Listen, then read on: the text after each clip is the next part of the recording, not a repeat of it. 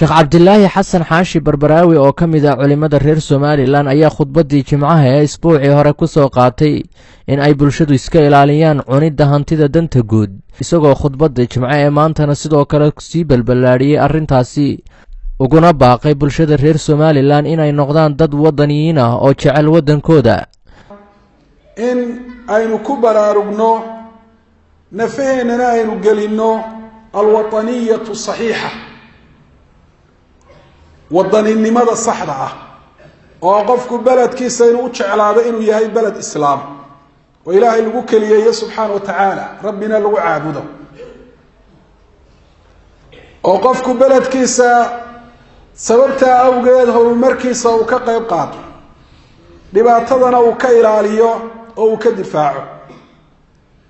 qofku meesha ilaahay uu ku beero uu degan yahay inuu jeclaadaa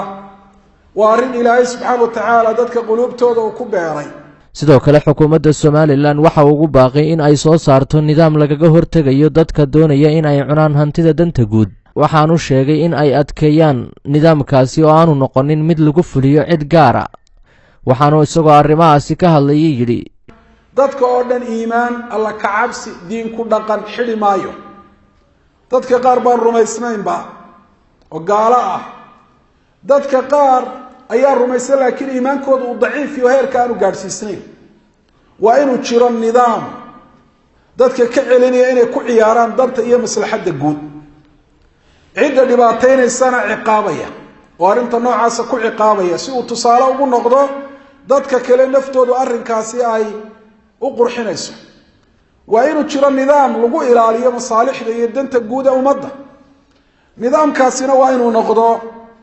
mid dadku ay u siman yihiin oo nidaamku haddii uu noqdo mid dadka qaarkood u fasaxaya boolitaanka xoolaha ummadda baabiinta masaalixda guud ee ummaddu ay leedahay gordolooleyin buu yeelanayaa waxaanu noqonayaa mid habacsan oo qof waloo arrintaasi hunguri uu ka hayaa uu ku soo dhiirado cumar ibnu khataab radia allahu canhu marka arrin uu xukum ka soo saaro ama qaraar wuxuu la shiri jiray qoyskiisa caruurtiisa iyo inta reerkiisa gurigiisa joogta waxaanu ku odhan jiray ina annaasa yanduruuna ilaykum ka nadari tuyuuri ila allaxm dadku idinka idin soo eegayaan buu odhan jiray sida ay shimbiruhu hilibka u eegaan oo kale ogaada imikaba qofka idinka mida ee qaraarka aan soo saaray khilaafa